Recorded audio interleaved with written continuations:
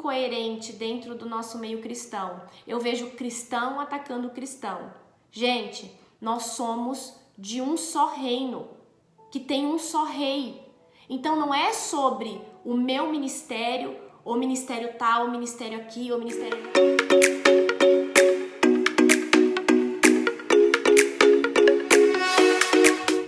Sejam bem-vindos ao meu canal, eu me chamo Larissa Argolo e hoje eu quero falar um pouquinho para vocês sobre religiosidade. É isso mesmo, gente. Como eu falei para vocês, esse canal aqui não é um canal religioso, não é um canal para te alienar, não é um canal para poder pegar você e falar assim, desse jeito, Jesus está dentro de uma caixa. Não, gente, não é dessa forma, tá? E para que hoje eu tenha essa mentalidade, eu quero contar para vocês como foi o meu processo, como que Deus trabalhou dentro de mim. Por quê, Larissa, você quer contar isso para nós? Para que esses paradigmas, essas coisas que talvez foi colocado aí dentro da tua mente e você acha que se você não buscar Deus dessa forma, Deus não vai te aceitar, ou se você não está dentro dessa igreja, ou se você não fizer desse jeito, do jeito que alguém falou para você fazer, Deus não vai te aceitar. Gente, isso é uma mentira, tá? Primeiro, para começo de conversa, isso aí é uma mentira, tá? O nosso relacionamento com Deus, ele é individualizado e ele não está condicionado a ninguém, tá bom? O nosso relacionamento com Deus, ele é individualizado e ele não está condicionado a ninguém. E eu quero hoje contar para vocês o que Deus fez na minha vida e como ele teve que trabalhar dentro da minha mente, tá? Então, gente, quando eu não tinha conhecimento bíblico, eu não entendia nada da Bíblia, eu achava um monte de coisa. Eu achava que se eu fizesse tal coisa era pecado, se eu fizesse isso ou outra coisa era pecado, que tal...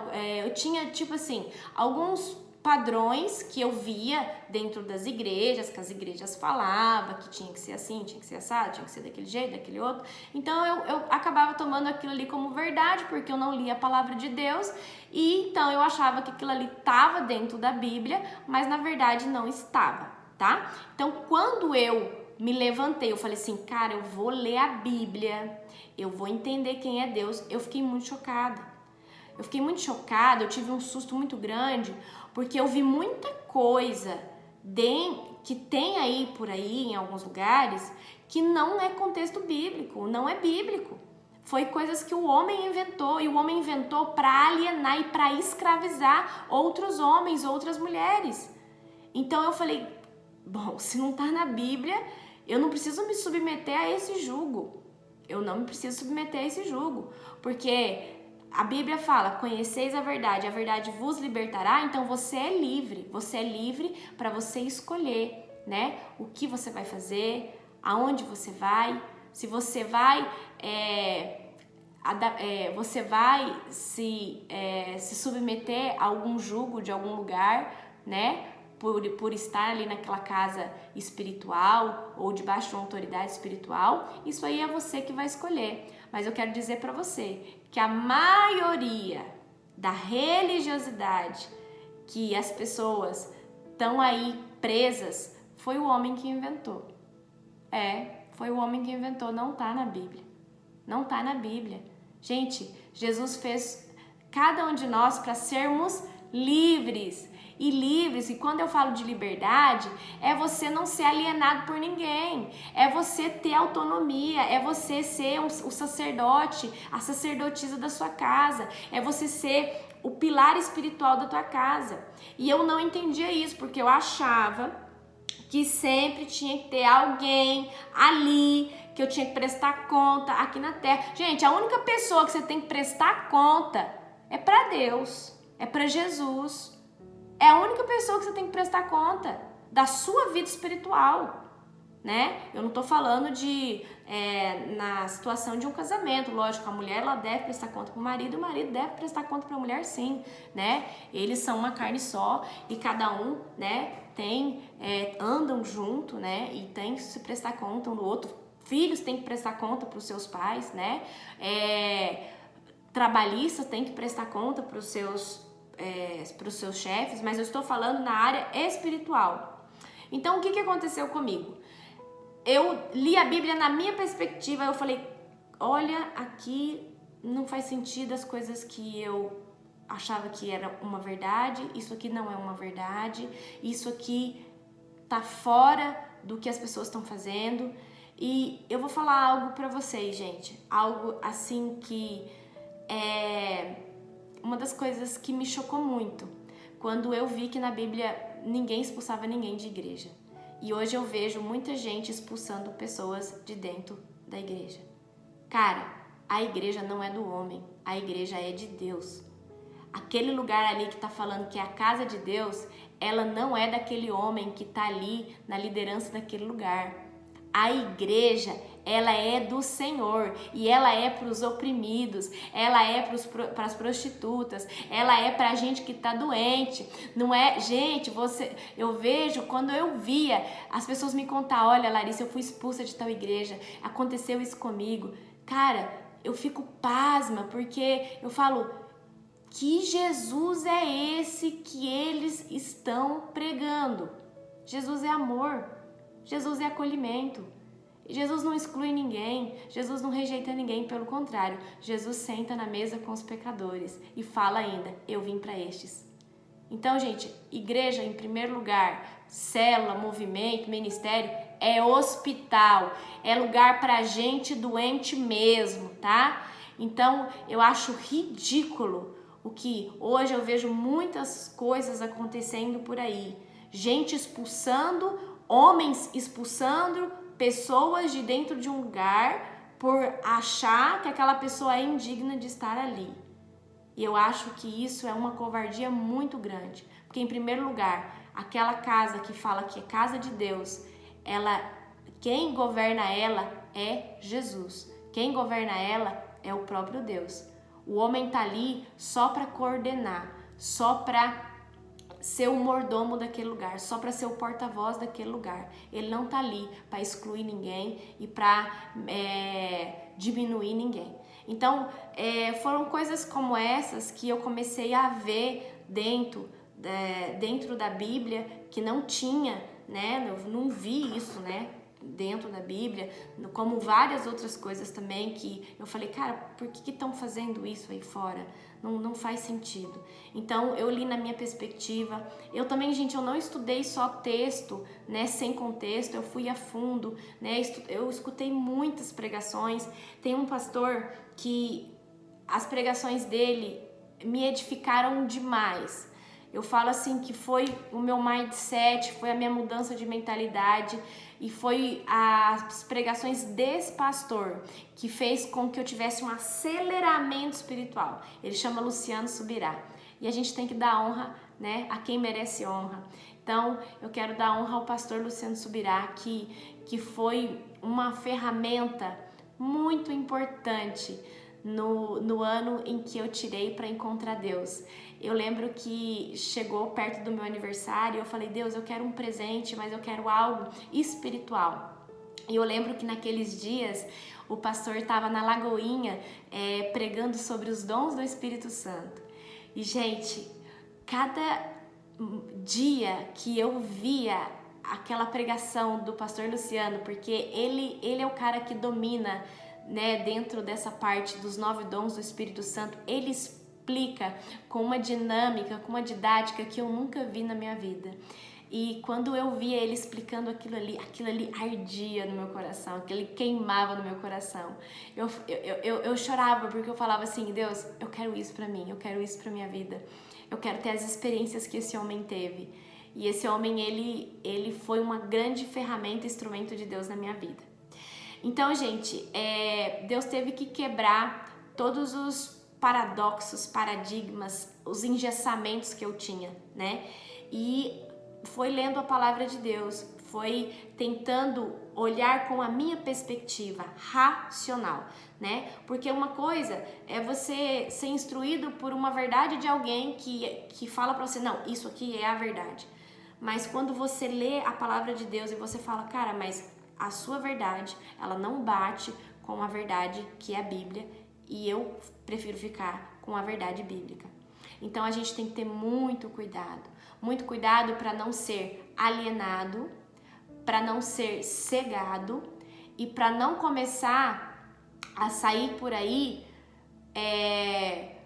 doutrinando outras pessoas ou sair por aí enfatizando que só o lugar que você está indo cura, salva, liberta e transforma, como eu vejo muitos lugares fazendo isso. Eu tenho uma perspectiva e uma concepção que todo lugar que fala que Jesus Cristo é o único suficiente Salvador, ali Deus está. E Deus também está em todos os lugares, tá? Então, a gente não pode diminuir um lugar ou diminuir outro lugar por achar que Deus está aqui ou Deus está ali. Gente, Deus está em todos os lugares. E eu vou falar com toda a propriedade do mundo para vocês. Tem muita gente aí dentro da igreja vazio de Deus. E tem muita gente aí fora da igreja cheio de Deus, tá? Então, a gente não pode julgar, né, pela capa, ou pela placa, ou pelo lugar que a pessoa frequenta ou congrega. Então, se você tem algum espírito de religiosidade no seu coração, e quando eu falo espírito de religiosidade, é porque você talvez olha para o teu irmão e você fala assim, isso aí não é de Deus. Esse estilo de música aí não é de Deus. Esse tipo de denominação aí não é de Deus. Esse tipo de pregação aí não tem nada a ver com Deus.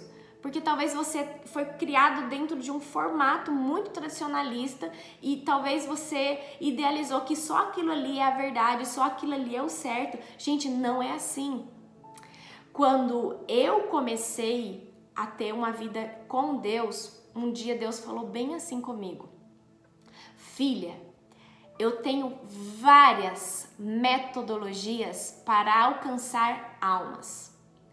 E Deus me ilustrou de uma forma que eu sempre gosto de repetir nas minhas pregações. Deus falou assim, não tem o seu irmão? Meu irmão, gente, eu tenho um irmão que ele faz pesca sub.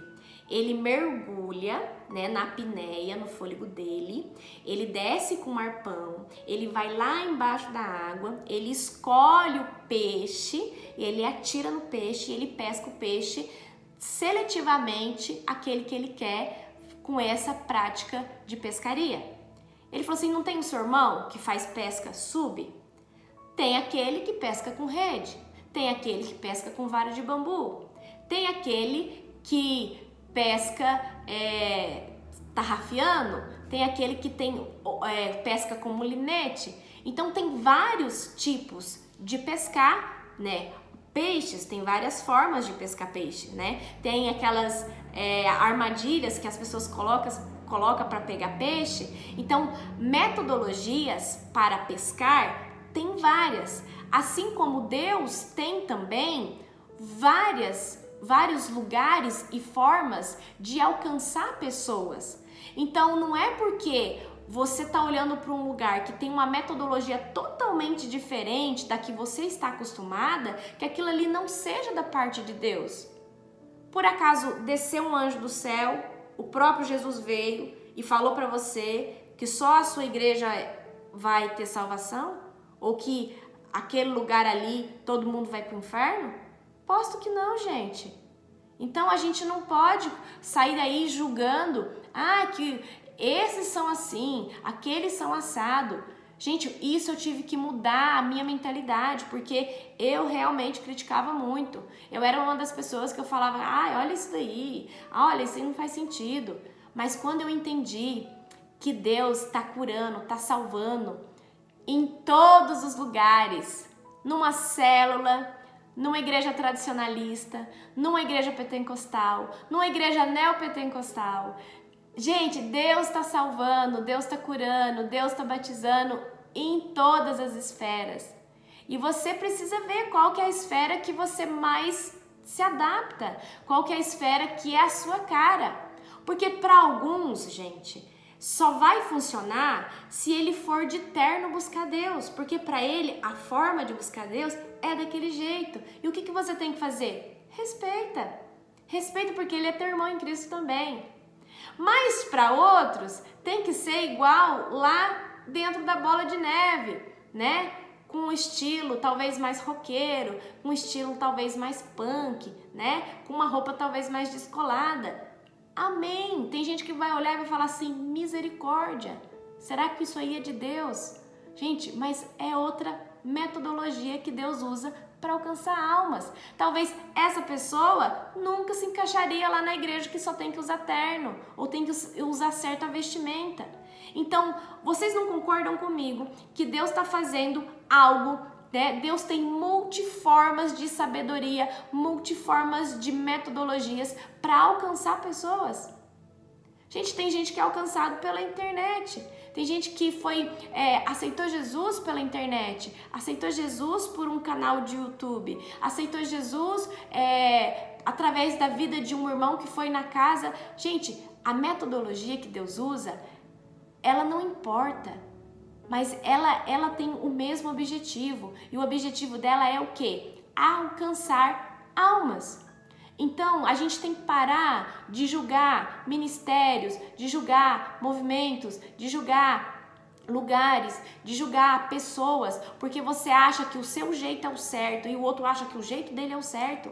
Gente, você tá falando que Jesus é o único suficiente Salvador, né? Que só através dele nós alcançamos a vida eterna, que é o que está escrito na Bíblia, né? Você pode ver que desde Gênesis já apontava, né, o nosso Salvador ali, né?